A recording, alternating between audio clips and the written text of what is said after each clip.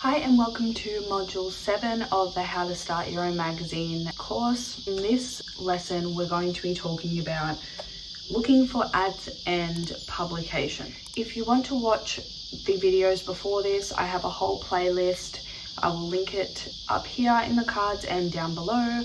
I also, in that playlist, have all of the previous course because I've done this course before. This is like a remake of the course. So I've got my iPad here for my notes and I've got my coffee because I'm struggling to stay awake today. So without further ado, let's jump into the video. So I have my document here which has like all the notes and images and like it's the original course. Because originally I just did little videos to go along with the written course. So I'll be posting this into the Patreon document. The link will be down below if you want to check that out. So first we're going to be talking about looking for ads and publication. So walking you through gaining paid ads for your magazine and publishing on MagCloud, which is where I upload and where we have been talking about uploading this whole course so far.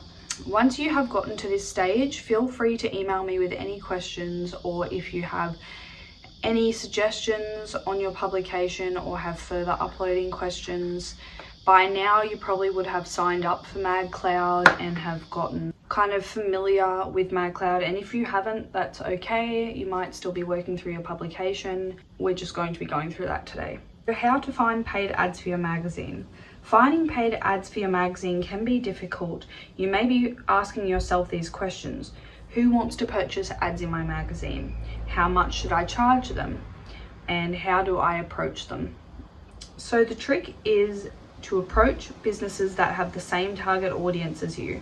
For example, if you were a wedding-based magazine, you might approach florists, makeup artists, hairdressers, wedding dress stores, photographers, venues, etc. And as you're all targeting brides, this would be a perfect fit. So I have talked about this in previous videos, how to find your target audience, and I highly suggest you go back and watch that video because it will just help you a lot in this process. Whereas if you had a 4x4 magazine, you would target 4x4 accessory businesses, camping stores, etc.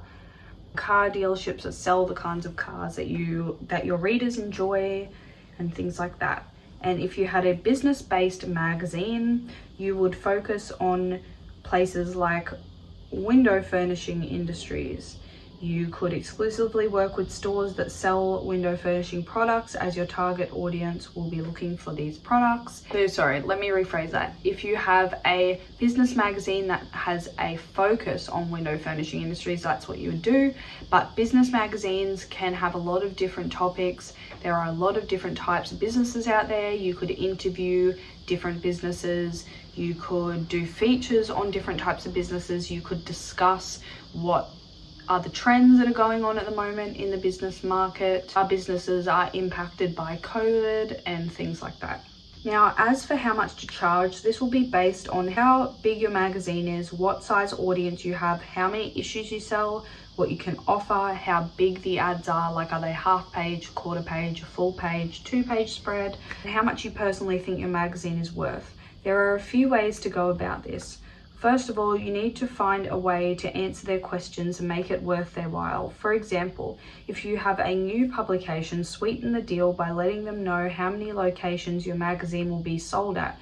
For example, 150 vendors, or your magazine will be available to 150,000 people on iSubscribe or MagCloud.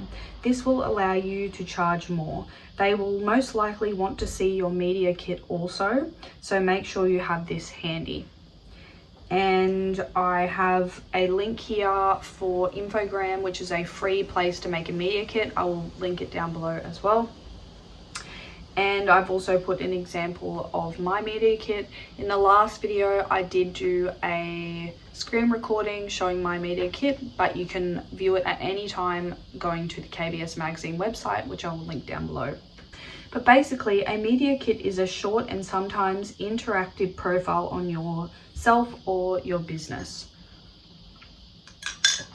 Brands will ask to see this because it allows them to view your audience numbers, a bit about your brand, your mission, and more. It is very important to have a media kit on hand because 90% of the time a brand will ask to see it before working with you. And if you don't have one, it can deter them. I didn't have one when I first started, and one day I was asked for it.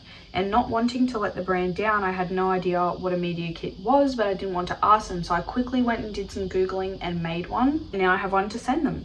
So if someone wants to work with me and I ask to see theirs, if they have no idea what a media kit is, I honestly find them very unprofessional. So I see where the brands are coming from. Point of the story is make sure you have a media kit.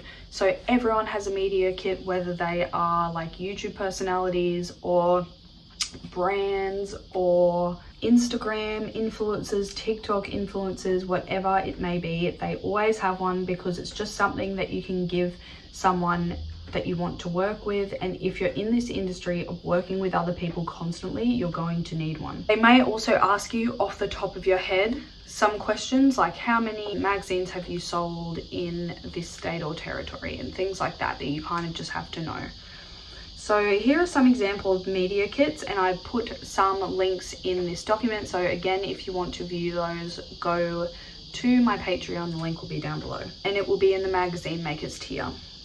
You can design them however you feel suits your publication, and on Infogram there are plenty of designs to pick from, and best of all, it's free. Who will design the ads? So are you proficient enough in InDesign to design ads, or will you get the client to submit already made ads, which I do because I wasn't that comfortable making them myself, but you can hire someone to make them, or you can make them in Canva. These days it's a lot easier. You just have to see what ads are trendy at the moment, what style of ads, and what ads fit your publication and look professional. Or will you hire a freelancer to do this? Now, once you have gotten the answers to all of that down, you can start to think about how much you will charge for ads.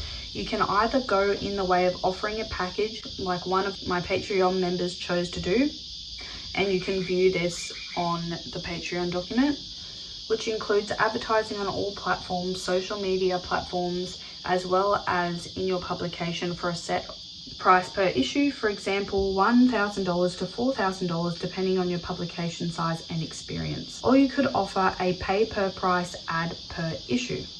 For example, $30 per quarter page, so $90 for a full page, or set a price for 2-page spread. Here is a guide that I've found that may help you decide also, and I put a link here.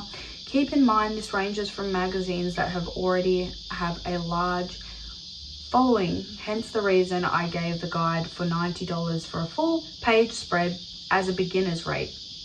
You can always move up from there. Some magazines choose to set a rate for a minimum of 3 issues. You can do that too. And I have worked at a newspaper before, and the way that they did it were people would pay it for 3 issues, and that's just how it was done. That's good for you because you make the money up front and you know that they are going to pay you, and you're going to have some ads in your magazine which look good for readers too, because it just shows that you're professional. As well as charging for ads, you could also ask for a discount code on the product that your readers could use when they go and purchase this, and then you can track that like an affiliate code, and then you can make some extra income as well if you like, which is also good for you. So everything you need to know about MagCloud. MagCloud has some great resources for you to use when publishing and is free to upload. So I have a picture here. The only cost involved is them taking a small cut of your sales price, which we will talk about a little bit later in this lesson. So in my projects, say you're now on MagCloud, this is showing you how to go through. So in my projects, you can view all of your issues and upload new ones. A fun new addition to the MagCloud website is now that you can actually download templates. There are multiple to choose from depending on your preference. So download here, I have put a link to that, and use them to create your own magazine in InDesign. MagCloud provides an ISBN, which is a barcode, and places it onto the magazine for you. so you do not need to purchase one. If you are using a site other than MagCloud, please let me know. Help you to the best of my ability. So once your magazine is finished and ready to upload, here are some steps that you need to take in MagCloud, and I put pictures here as well. So 1, upload your finished PDF in My Projects. 2, name your magazine along with the issue number, for example, KBS Magazine. Select Magazine. Here you will be met with an upload guide. Go back to your InDesign document and make any amendments if needed and resave the document. You know, this is a big, long tutorial, so I'm just going to leave it in the document, and if you head to my Patreon, you can just see it there, and it will just make it easier for you because there's like 20 steps here. So moving on to some other places that you can upload your magazine other than MagCloud, or as well as MagCloud. So another great place I have found to host my magazine for free is iSubscribe, and iSubscribe is a subscription service. So basically people can buy a subscription of your magazine and they get like 3 months worth, but the thing is that you have to send it out to them. So iSubscribe will send you the money and send you the order, and then this is why I like to have MagCloud as well, and then I can order from MagCloud and post it out. So I've had some cool opportunities through this. I had a teacher order some for their school library, and I've just had a few different orders like that, which were really cool. And you reach such a bigger market, and really big name magazines are on there too, so it's reliable. They have a huge audience that they can expose you to, and the main idea is that people can subscribe to your magazine. For example, 6 months at a time. You are responsible for sending out the magazine, so I still have mine printed from MagCloud and send them out. Another popular option is issuu.com. Although I've never used them personally, I did do some research, and they do have different options and a large reach, so it could be a good option for your publication. They do have a monthly fee for a lot of their perks, though they can also have a free option where you can upload your publication. Another thing to note that I did find on Issuu is when reading the magazine or book on their platform, they don't seem to read as well as MagCloud do. And I put a picture for an example, and then I put a picture of MagCloud's example. And then that is all for this lesson. So I'm just going to see if I can go and give you anything from the next lesson. Okay, so the next lesson is all about having an accompanying podcast, and I feel like that is going to be a whole video in itself. So I'm going to stop this right here. So make sure you subscribe so you don't miss out on the next video. I think there's 2 or 3 more lessons in this course. Please stick around for that, and please like the video, comment. It helps out my channel a lot, and I will see you in the next one.